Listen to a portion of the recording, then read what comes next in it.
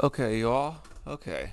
I'm going to go through a summary of this work that I have on narrativebusters.org. It's not going to be as long as actually reading it verbatim, but it should be fairly long.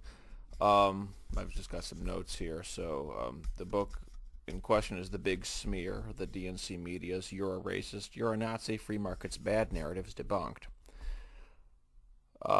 I haven't done much reading stuff this long. I'm probably going to trip over my words here and there and have to restart a sentence or something, but whatever, here goes. So, the big lie, insurrection, the parties switched, founded upon slavery, racial reckoning, institutional racism, semi-fascist, outright fascist. What do all these have in common? They are all part of the big smear. The big smear is that the fairest, freest, most prosperous, most just place in world history is somehow an oppressive hellscape, and that those defending its founding principles, in particular the Republican Party, are violent and angry white males trying to preserve their privilege, and that limited government in opposing welfare and wanting a border are all dog whistles, code words, and subterfuge for upholding a traditional racial hierarchy. One that can't seem to stop Asians or Nigerians from out-earning whites or going to jail less than whites. I wrote this because I realized that events alone don't change minds unless some new facts rattle a person's meta-narratives. Intact meta-narratives can force-fit new events into existing mental frameworks, square peg round hole, to blunt cognitive dissonance, or to allow bad actors to excuse bad behavior and justify double standards. The big smear tells lies about the right, but these lies are not random lies about random topics. The left's lies, as spread by the DNC media, draws chiefly on three meta-narratives, which always get dragged out whenever Democrats are desperate. First, the race narrative. The race narrative includes demagogy about slavery, the founding, most of U.S. history, and the magical switching parties conspiracy theory. It also involves socialism's phony claims of racial virtue, contradicted by its long record of ethnic and racial violence the world over. Second, we have the Nazis narrative, portraying all anti-establishment forces as Nazis or alt-right or adjacent to them, and violent too. This hoax links the race narrative and the free market's bad narrative by pretending capitalism is linked to Nazism and racism, and by claiming Nazis are right-wing to smear traditional conservatism and make the racism claims stick, and by asserting National Socialists are arch anti-socialists to delegitimize opposition to socialism. Third, we've got the free market's bad narrative, which we will demolish by proving free market capitalism all but ended poverty. We crush counter-explanations like natural resources, technology, slavery, colonialism, and demolish the moral case for socialism, which I think is even more important than just showing it doesn't work in some technical sense. The chief appeal of socialists, for as long as there has been socialists, has always been that moral appeal, and unless you answer that, you wonder why millennials, went for this stuff. It's because everybody trying to argue against it while they were growing up was always just talking about how capitalism worked better. The last time we had socialism on the run, you look at Ronald Reagan. Reagan was constantly going into moral arguments about why socialism was no good. So you have to bring those in, and I bring those in here too, but I digress. When we're through with that, we're going to smash Keynesianism and all its canards. We'll first point out that if not critical race theory per se, certainly critical race theory style logic, lending disparities prove racism, so make bad loans now, that mentality caused the 2008 housing crash. And once we're done showing that's the case, we'll go shatter the New Deal myth. It failed economically. It was really just a political project to make a new Tammany on the Potomac. Adding insult to injury, I'll elaborate on how the working class has rejected socialism. So first, we're going to deal with the first narrative here, the race narrative, as I call it, which is the longest section. It kind of lumps everything in. It's got a lot of different canards. The leftists put a lot of work into this one, so I had to put the most work into gutting this one. Anyway, these meta-narratives and hoaxes downstream from them in turn rests on experts as well, willing to abuse their credentials to back up the DNC media. So there's a lot of academics constantly cranking out, reason why the GOP's perfectly normal idea that they've held for as long as there's been Republicans just magically became racist. I just wrote some quote-unquote study to prove it. So you'll find that most of those studies depend on really... did you know when we define disagreeing with liberals as racist, everyone who disagrees with liberals is racist? Yeah, that kind of thing. So anyway, there's some key facts, among many others, that you're going to find in this book, such as it is. It's an internet PDF, but I'm calling it a book. It's as long as a book. The reason millennials think there's so much racism is that in about 2011 or so, the DNC media began incessantly reframing damn near everything in terms of racism. Former GSU student Zach Goldberg documented this shift. He went through a lot of these LexisNexis results for headlines containing social justice rhetoric like people of color, white supremacy, intersectionality, whiteness, white privilege, etc. And Goldberg deems this shift in news emphasis, he calls it the Great Awakening. And you put the Great Awakening, which some search engines will try to say, did you mean the Great Awakening? No, I meant the Great Awakening. So and plugging that in on most any search engine will find you something. The 2008 journalist scandal exposed that the media was already colluding to set narratives, and obey us or you're racist was already one of them, but 2011 or so to the present, it really did kick into overdrive. It was kind of just another thing they did, and then it became the primary thing they did. Race kind of replaced class in the 90s as far as what the left was into, but, it wasn't the leading one by nearly as much as it's been since 2011, just how much more they used it as compared to anything else they used. So anyway, the Southern Poverty Law Center's grifting and libeling of innocent people has been documented and noted by many people before me. Some of the best highlights are nonetheless gathered and recited in my work from their own financial statements, demonstrating their great wealth based on scaring the hell out of, one would imagine anyway, their Northeast rich donors who are convinced that it's still the 1960s down there. There's also the exposure from the Harper's Magazine's Ken Silverstein, and of course the Montgomery Advertiser ran a series. The SPLC's legal staff quit in the late 80s because they said that Morris Dees was obsessed with the last remnants of the Klan instead of things like affirmative action or public transportation funding or voting registration and stuff like that. There's also Stephen Bright's letter. He was the head of the Southern Human... the name's escaping me, but Stephen Bright, the Southern something legal center.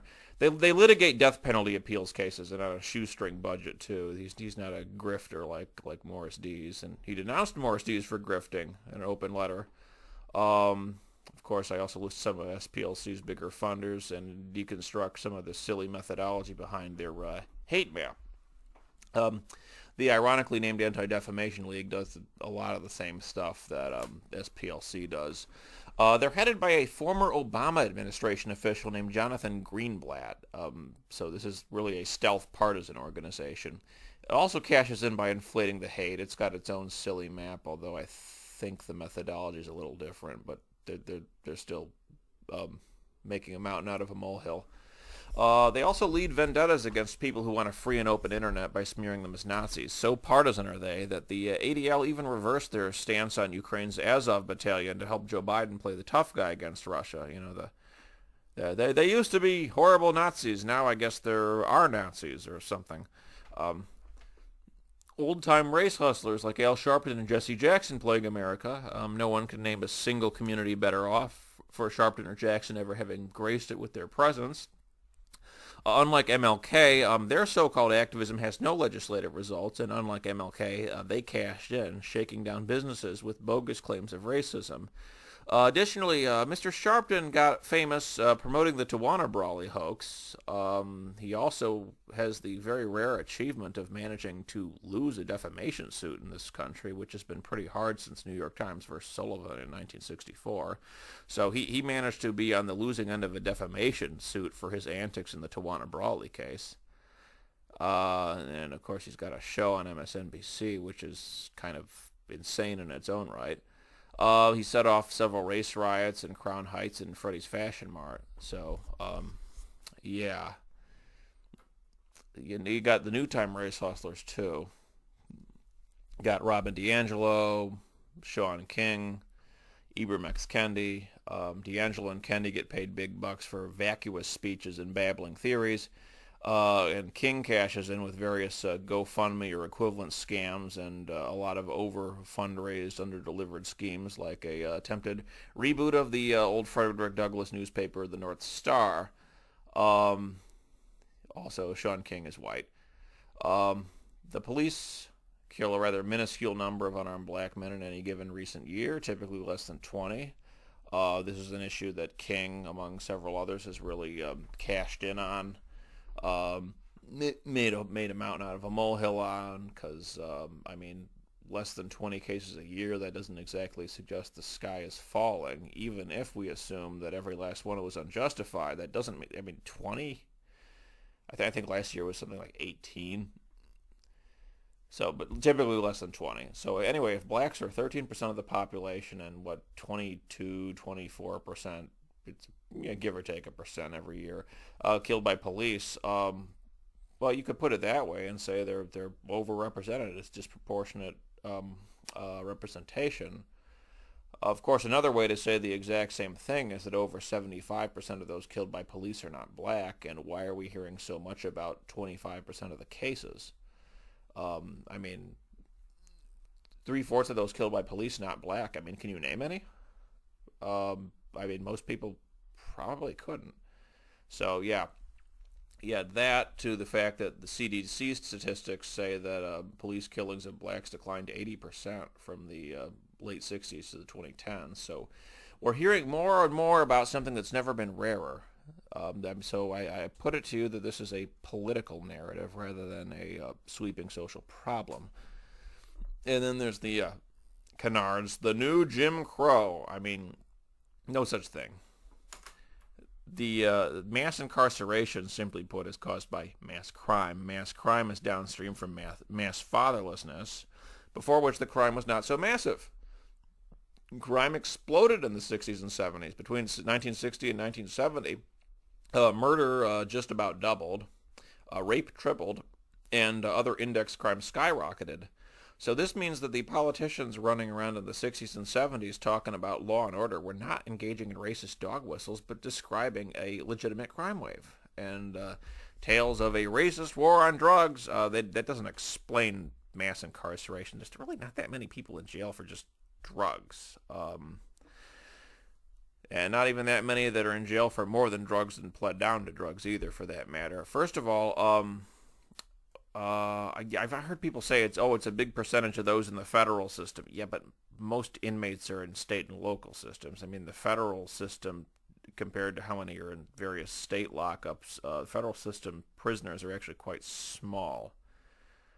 Something that's kind of counterintuitive given how big the feds are compared to state level everything else. It's kind of counterintuitive. But yeah, it nevertheless is the case. Also, the Congressional Black Caucus voted for a lot of those same drug laws that they're now saying are racist. And as far as the things like crack cocaine sentencing disparities, meth has the same penalty as meth's got the same penalty as crack. So meth is as they say, a white drug. Now, moving on to things beyond crime, sort of just general interactions. Viral videos aside, no race wars taking place. Very little of crime is interracial. Most of this is itself actually black on white, for what it's worth. I don't read too much into that because, like I just said, most crime is same race perp, same race victim. So yeah, I think interracial crime is something like 3 or 4 or 5% of total crime. It's not very big. And all these viral incidents, Pool Patrol Paula, Permit Patty, Barbecue Becky. I mean, you look at all those, there is zero non-circumstantial evidence of any racial motivation, even if we take at face value that they were being unreasonable in summoning the authorities. But if these race hustlers get to run the media and schools for another couple generations, who knows? Maybe there would be a race war. But people need to tone down the fitting everything into a narrative. Not everything fits into a narrative. I mean, some things in life really are just random noise. But we got to turn to the insane beliefs that the schools teach and the media reinforces. Let's see. Yeah, there is no white power structure. I mean, everything from white poverty to white opioid deaths and suicides, I mean, that would have all been addressed long ago if there was such a white power structure. And certainly this constant media and academic vilification of white Americans would have been rather forcefully shut down a long time ago if any white power structure actually existed. Anyone can be racist.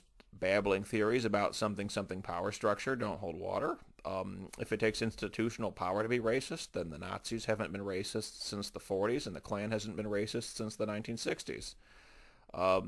Take that definition, go right back to the drawing board, and come up with something better. Another debunked lie is this silly theory: mass shooters are always white or usually white males. You look at the data, no, that's not the case at all. Everybody is give or take within a couple percents of what you would think they would be by share of the population, really. Yeah, if anything, you could argue that whites are maybe like 3 or 4% lower than their share of the population. So, yeah. Another debunked lie, these angry white males. Okay, the angry white males canard. I didn't know this. A lot of people who are millennial or younger wouldn't know this unless they specifically went looking for this, but the angry white males canard was invented by Bill Clinton's supporters after the 1994 shellacking, where Bill Clinton's radical administration cost the House for the first time in 40 years. And you say, what? Radical? I thought Bill was a moderate. Well, he was between 1994 and 2000, but his backers weren't so happy that he now had to be, so they coined the angry white males trope. Another debunked lie, the idea that Europeans invented race and racism. As a matter of fact, Arab slave traders did, especially the ones in the Cairo slave markets. They coined names for races, Saqaliba, S-A-Q-A-L-I-B-A, look it up, S-A-Q-A-L-I-B-A. Mamluks, M-A-M-L-U-K-S, for Central Asians, Zanj, Z-A-N-J, for Africans. And they didn't care about tribal identity. All Europeans were Saqaliba, all Central Asians were Mamluks, all Africans were Zanj. So this is the invention of race, and you also have medieval Muslim intellectuals from Al-Farabi to Avicenna to Ibn Khaldun, who said of black Africans practically everything that post-Columbus Europeans were accused of having invented. As to slavery, everyone did slavery. White people ended slavery. Slavery was universal. Abolition was uniquely Western. Blacks sold other blacks into slavery. Whites fought other whites to end slavery. And the whites fighting to end slavery were called Republicans. And no, the parties never switched, but we'll get to that later. Only about 4% of the transatlantic slave trade even went to North America. Most of the arrivals happened while we were still a British colony, so good luck blaming the Founding Fathers for what they inherited. Slaves transported to Central or South America worked under far harsher conditions. In fact, they were routinely worked to death and replaced with fresh imports. And this continued until the West abolished slavery in the West and then forced Africa to abolish slavery at gunpoint during the colonial era. And yeah, I mean, it's true to say Western colonialists brought their own new abuses into Africa during the post-1870s scramble for Africa, a scramble delayed so long by Europeans having no answer to malaria before quinine in the 1850s. But yeah, yet history's got its nuances. I mean, they introduced new problems, but in fairness, they did solve old problems like, the eradication of chattel slavery outside the West, owes to that very same colonialism.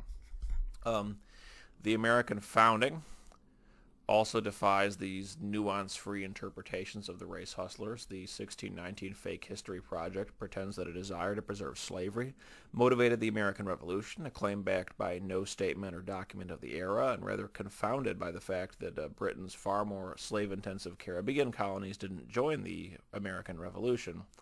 The old tale of the brave founding fathers making a stand, making a liberty-motivated bid for freedom against the world's strongest empire of the day is more or less correct.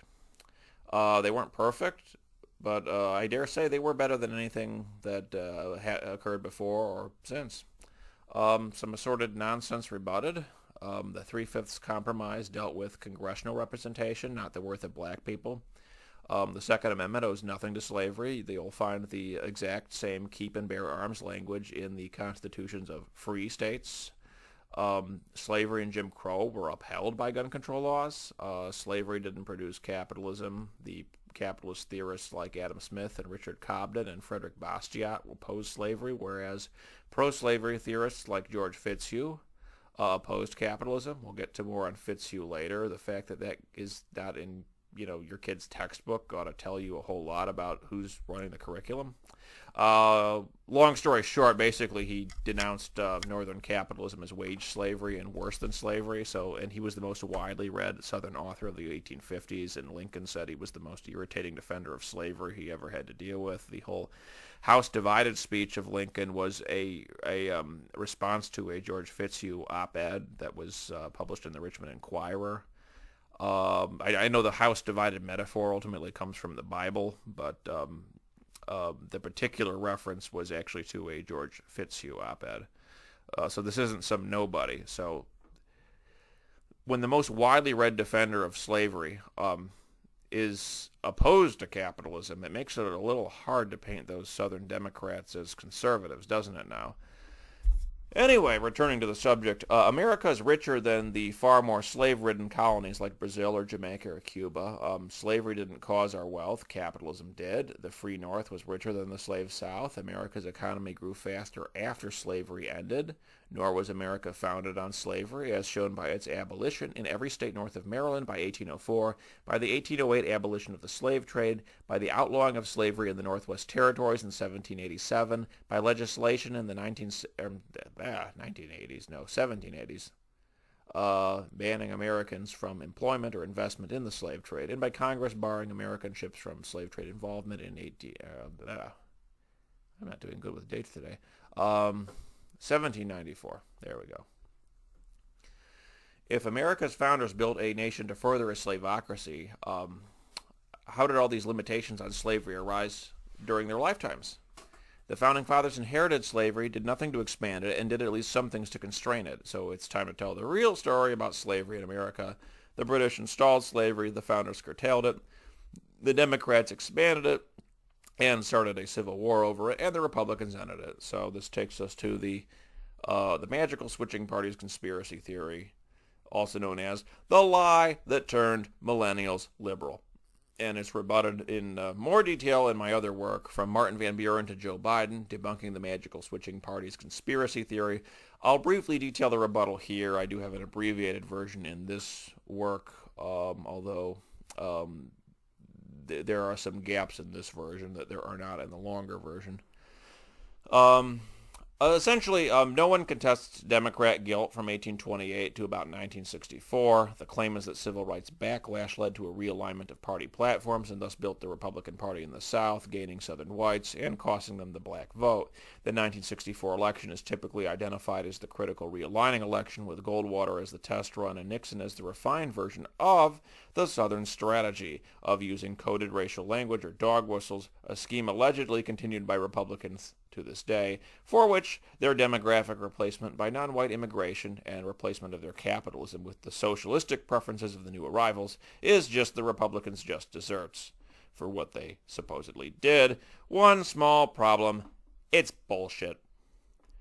Republicans didn't need to court backlash to the 1964 Civil Rights Act to win in the South because, are you sitting down for this? Republicans were already winning Southern states in the 1950s. Unless backlash can time travel, this story makes no sense, and there is no way to make it make sense. Eisenhower won Southern states in 1952 and 1956. Look it up, with Nixon winning most of the same states in 1960. Eisenhower in 52 and 56 both. Took Florida, Texas, Virginia, Tennessee. He took Missouri the first time, but not the second. He took Oklahoma both times. He took Louisiana the second time. He was within a couple points in North Carolina both times. I think he almost went to South Carolina the first time too. Nixon narrowly lost in Texas, thanks to a certain topic we're not allowed to talk about on YouTube anymore. LBJ had some buddies who had a rather creative approach to math, we'll say. And of course, yeah, but I think Nixon also did win like Tennessee, Virginia, Florida, and so forth. And he wins in 68 where he wins in 60, for that matter. Just look at the county maps. The red county continuity that lasts 52, 56, 60, 68, and for that matter, kind of into 76 and 1980. I mean, Gerald Ford and Ronald Reagan do best where Nixon and Eisenhower did best, which is to say southern suburbs, south and central Florida, sort of the Appalachians, western North Carolina, southeastern Kentucky, western part of Virginia. Not West Virginia, the state outright, although that tended to have a lot of these unionized coal miners and unions and Democrats and all that. That's basic. And northwest Arkansas, southwest Missouri, as well as some parts in Middle Tennessee, South Middle Tennessee. The Appalachians moving westward did tend to settle in sort of mountainous areas that resembled Appalachia. And of course you got Texas Hill Country, you got Texas and Oklahoma panhandles. But yeah, you'll see red in the same areas of the election maps in 52, 56, 60, 68, 76, and 1980. Although by 1984 the pattern has certainly broken down, and Eisenhower onward, they do worst in these deep South rural areas with these deep South rural whites. So, which is basically the most racist areas, the ones that did the most support for secession or Jim Crow or most resistance to desegregation, had the most Klan activity, the most lynchings, yada, yada, yada.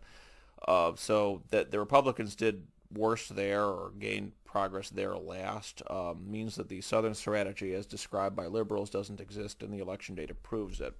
Nor did Nixon or other Republicans use dog whistles. Conspiracy theories aside, calling for law and order or cuts to welfare has nothing to do with race. Republicans had been hardliners on both issues all the way back to the pre-New Deal days, and blacks had been voting for them as they had been saying these very things. So speaking of which, the black vote became Democrat in the 1930s. No, not the 60s, the 30s. This means blacks voting Democrat is not about civil rights. By implication, it also means black Republicans are not sellouts, and that the presence of black votes in the Democratic column confers no moral authority whatsoever to the Democrats. And as stated before, I have another work, From Martin Van Buren to Joe Biden, debunking the magical switching parties conspiracy theory, and it delves into such matters in more detail, pointing out how very few Southern Democrats actually switched parties, looking at their voting records, which included a lot of voting for the New Deal. That's right, they weren't conservative Democrats. I also have some detailed proofs that class and income actually drove Southern whites to the Republican Party. I even have refutations of all these stupid gotcha quotes that are cited to support this silly theory, including a demolition of those who would go, quote, raping Lee Atwater, and it is, quote, raping. They oh my God, that hoax quoting, quote, raping. I mean, they misquoted him so badly it may as well be a hoax. And also proofs ad nauseum that Kevin Phillips' emerging Republican majority doesn't say what the narrative pushers claim it does. The short version of this is they say it's a racist strategy book, but it's not even a strategy book, much less a racist one. Kevin Phillips essentially viewed political developments and political realignments as essentially glorified astronomy. The Irish are orbiting this way, therefore the Anglo-Saxons in the Northeast start orbiting that way, that kind of thing. So he kind of viewed it as,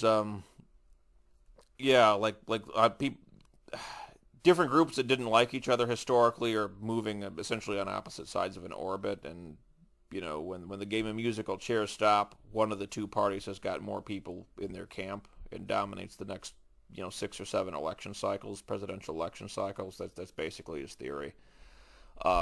He views this as sort of an inevitable thing that happens, not something that you have to go dog whistling to make it happen.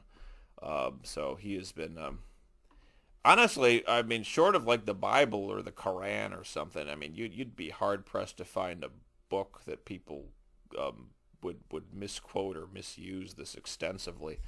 Um, which brings me to my next point. One of the biggest payoffs of the magical switching party's conspiracy theory is in fighting election integrity laws. By claiming falsely that today's GOP descends from the old-time segregationist Democrats, the DNC's election lawyers and the DNC media spins laws demanding verifiable elections as voter suppression. Yet, if one doesn't believe the party's switched, how does one arrive at the conclusion that voter laws suppress anything at all? Voter ID laws suppress anything at all? A little hard to get there. Such paranoia, whether voter suppression conspiracy theories or any number of other narratives, drive identity politics, which is not just morally defective, but relies on conspiracy theories and paranoia and a whole lot of very crazy beliefs, actually. There's no justification for telling black voters to block vote for the demolition of America, especially considering there is no country on earth where black people have ever had it better, nor is there any historically existent country where... okay. I say it the same way in the text thing, but or say the same thing twice. Okay, there we go. Basically, compared to what? You know, America's so bad, America's so oppressive, America's so racist. Compared to what? I mean, like, you can find racism in all kinds of countries, but none of them have ever produced a society like the United States of America. So, obviously, the American story consists of more than just, oh, they had racism and they had slaves. I mean, lots of people have had slaves. Lots of places have had racism. And yet none of them have, I mean, if the result's different here than there must be something more to what's in the American set of ingredients here. In this work, when I'm dealing about identity politics, I focus extensively on black identity politics, of the variety that falsely claims to be the heir of the civil rights movement. And the reason I focus on black identity politics is simple. It's the template.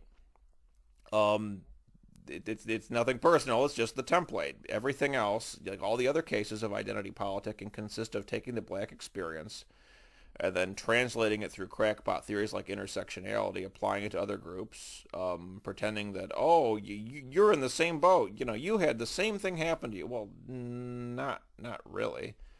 And particularly with people immigrating from countries that are backwards or violent or oppressive and then coming to America, I mean, the idea that they're in the same boat, that really doesn't make any sense.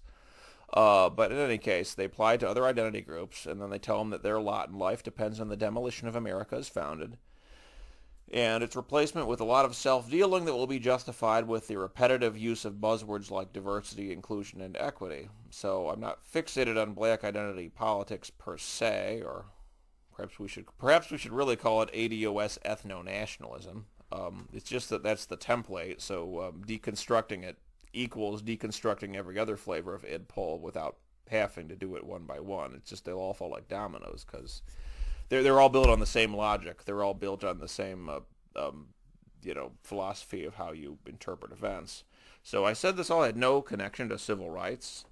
Just to illustrate, Black Lives Matter's website, at least before they scrubbed this, demanded, among other things, the abolition of capitalism, something which has no connection to either civil rights or reforming the police.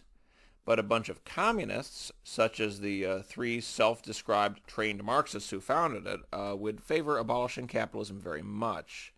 Returning in particular to the identity politicians, it bears note that the groups that play identity politics the most are the ones that lag most in this society. The unstated premise of ADOS ethno-nationalist black identity politics is that preferential government treatment causes wealth rather than anything internal, group beliefs, group behavior, etc.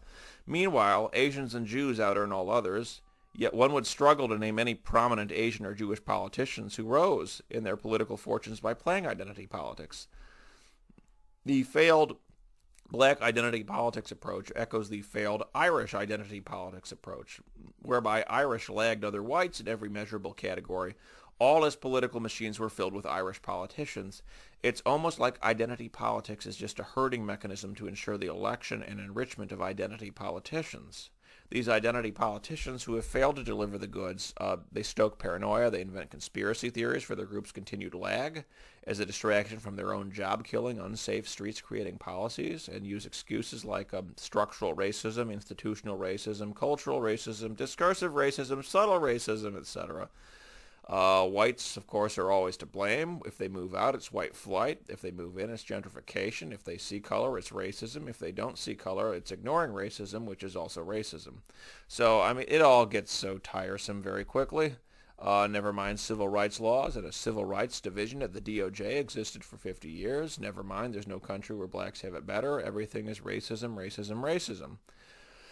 Of course, continued lag in spite of a now leveled playing field suggests counterproductive behavior might be at play because, after all, different behavior causes different results. We're still waiting for a Democrat with the guts to say those 5 words out loud.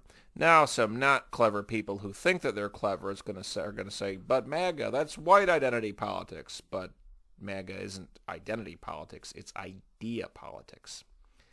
It's also, if you think about it, it's kind of class consciousness.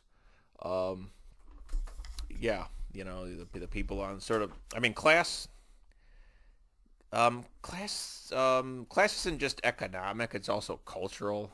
I mean, the people who are, you know, constantly denouncing MAGA are very much the culture outside, the culture insiders rather, in charge very much of the means of cultural production.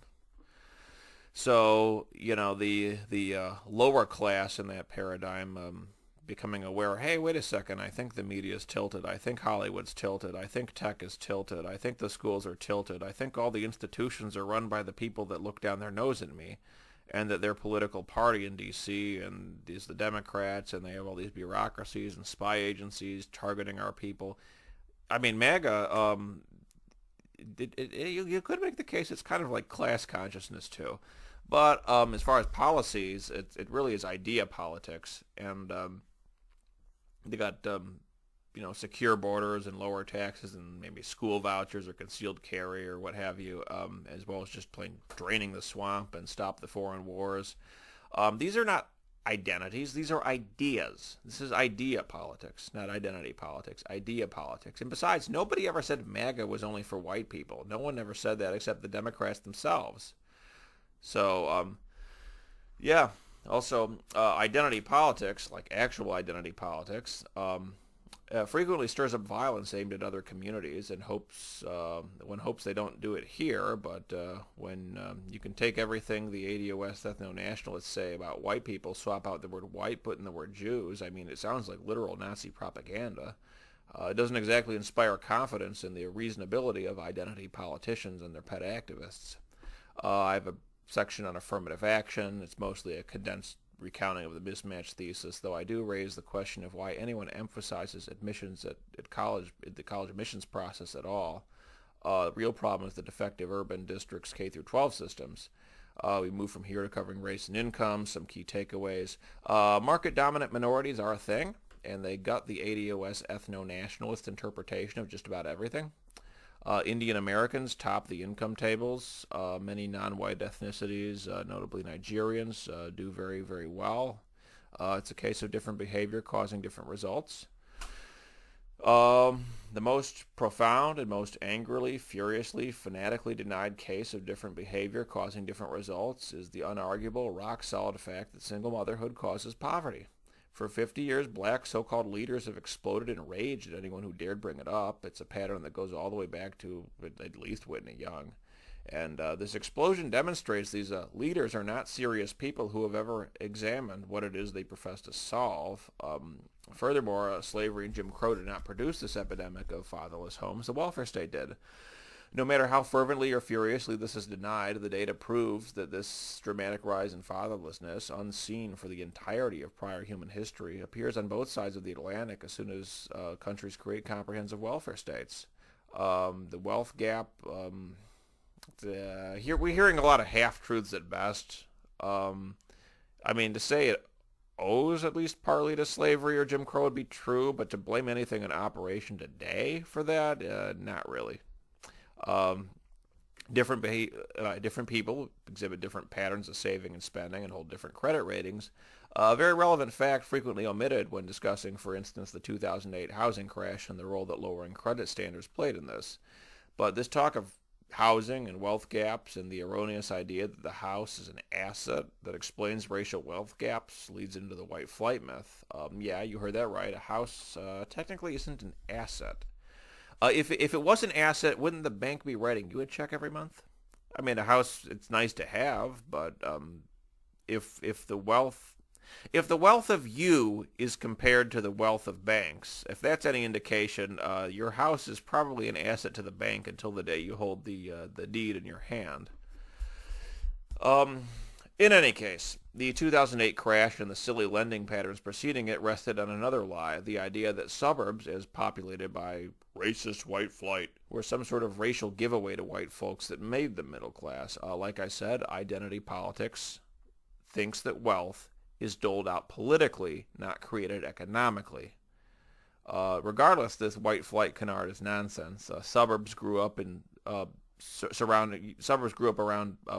cities that had like little to no black population at the time. St. Paul, Minneapolis, Omaha, Lincoln, Denver, Boise, Phoenix, and so forth. So if it's all white flight, well then why does it happen in places where those criteria wouldn't apply? Also, per 1970 census maps of 70 northern and western metro areas, only about one-third of whites lived in areas adjacent to black neighborhoods. A solid majority of whites who left major cities were selling to other whites. While this trope of racist whites leaving a city when a black family moved in occurred in some areas, this didn't typify who left the major cities for the suburbs. This white flight, as described by liberals, is a bald-faced lie, invented to vilify those who fled major cities and no longer had to fund their corrupt political machines. In related lies, the left asserts that Jim Crow or white supremacy somehow arose from or relates to free market capitalism. This serves as their pretext to invert reality and the woke supremacy they're imposing.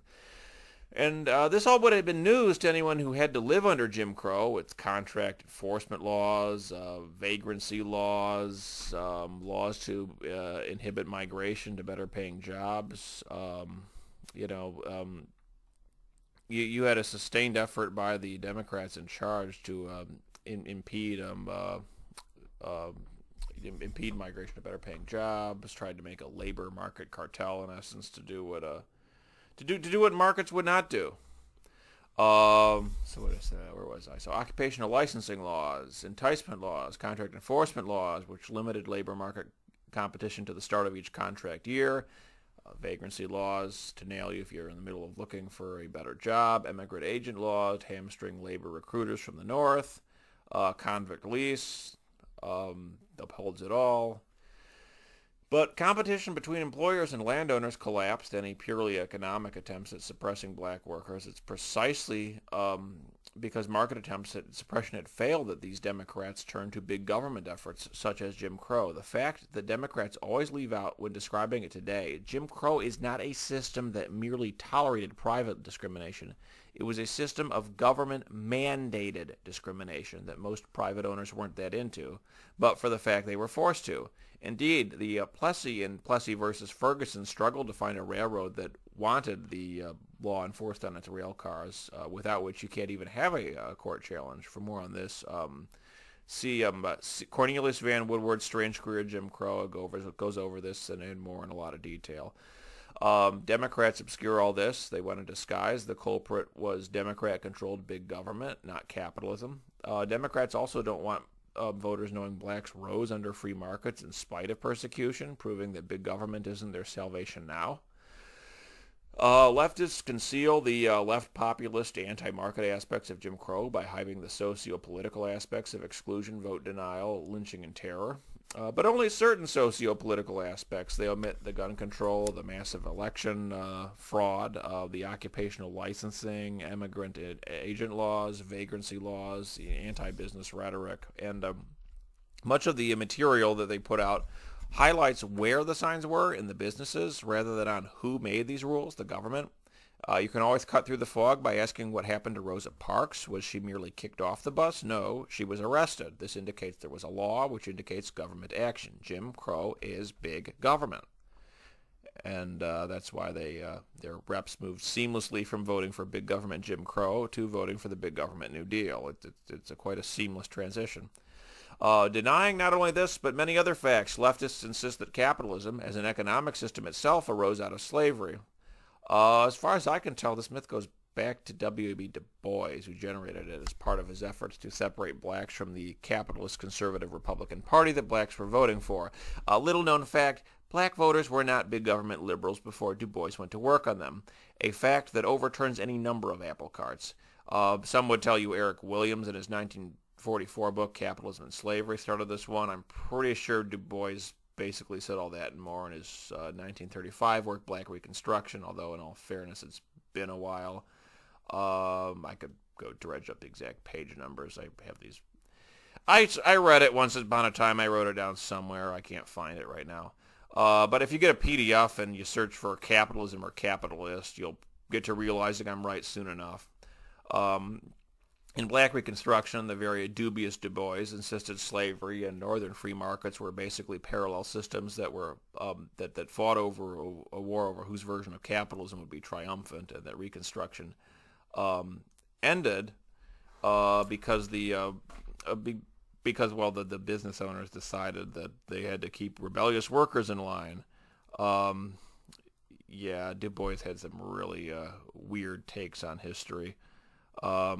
Now, the Reconstruction actually ended because the Democrat electoral successes in 1874 put them in charge of the House so that they could extract concessions in 1876, forcing the Republicans' hands, but okay. I mean, are we seriously to believe that if Democrats in 1874 and 1876 did as badly as they did in 1872, are we to believe Reconstruction would still have ended? But, like I said, Du Bois's objective was to sever blacks from the Republican Party and capitalism to get them to embrace big government. While we're on the subject, Du Bois, in his 1903 work, The Souls of Black Folk, also launched the bogus narrative that America was a guilty nation rather than Democrats being the guilty party. Anyway, back to the more modern smearers of capitalism, like the so-called new historians of capitalism, folks like Sven Becker, Ned Baptist, and Walter Johnson. They all emerged fairly recently, and they recycle a lot of these old canards. Well, botching economic calculations to say slavery was like 50% of America's GDP.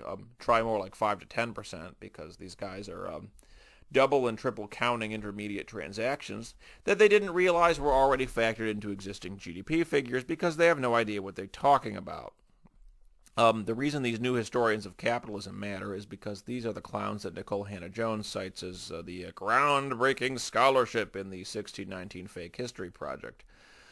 Speaking of clowns, did you know she refers to herself as the Beyonce of journalism? No joke.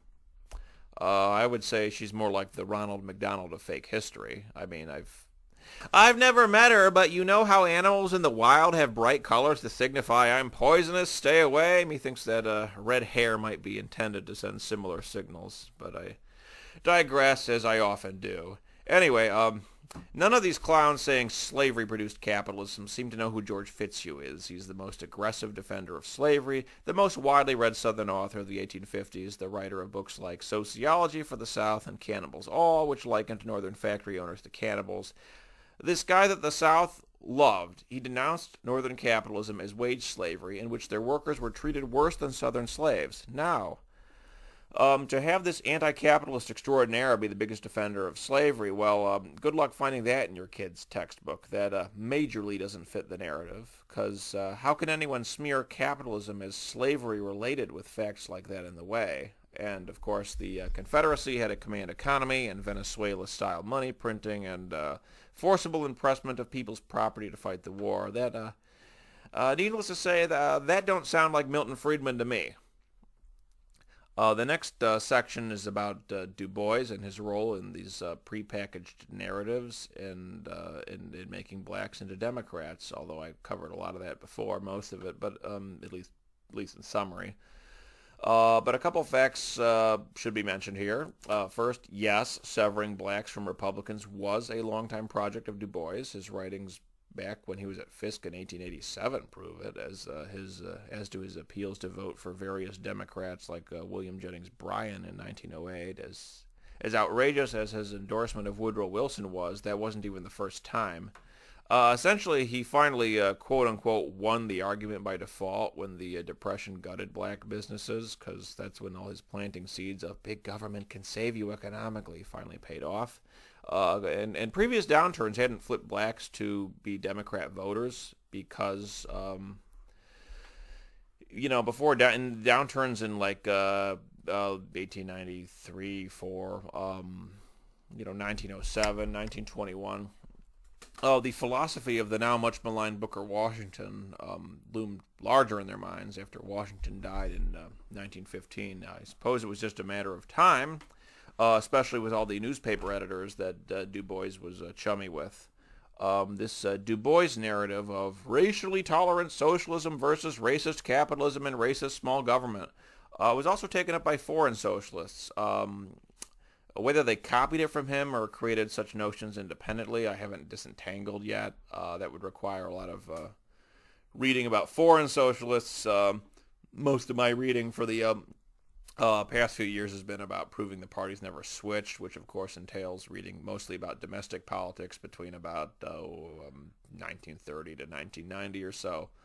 But in any case, socialists abroad like to talk about how they're going to free various non-white nations from racist colonialists, which also equals racist capitalists.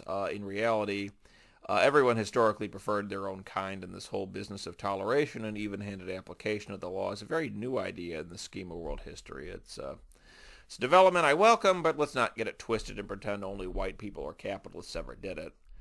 For example, the socialists have a lot, if not even more, to answer for themselves.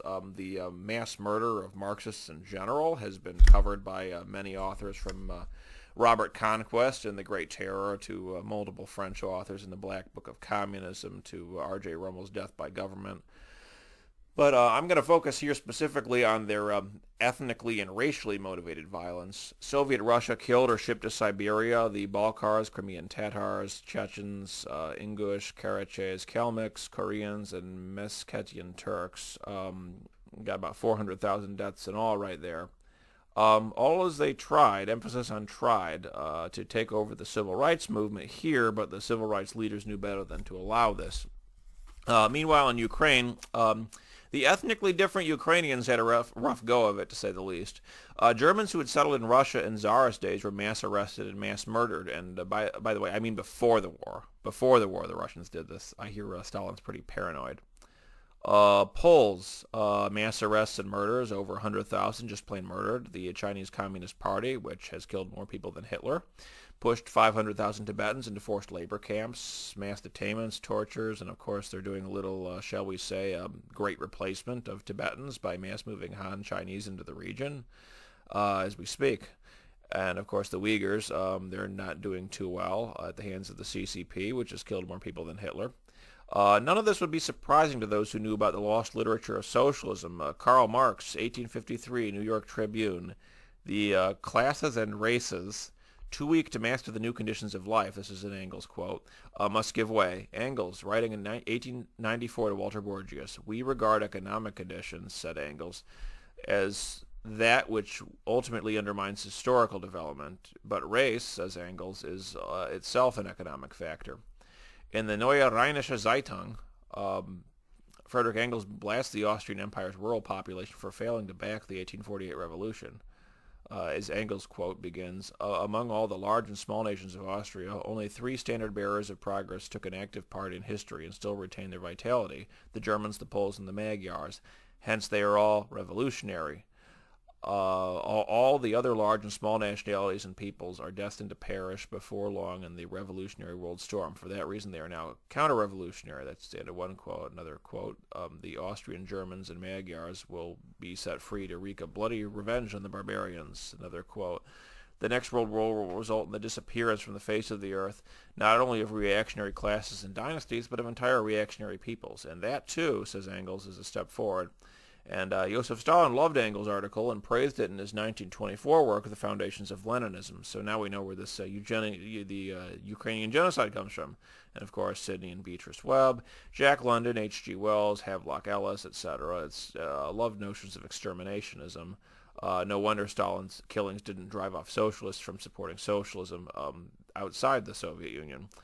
So turning to national socialism, Hitler's love of mass murder was, if anything, typical in socialist circles, nor is the anti-Semitism unusual in socialist circles, past or present.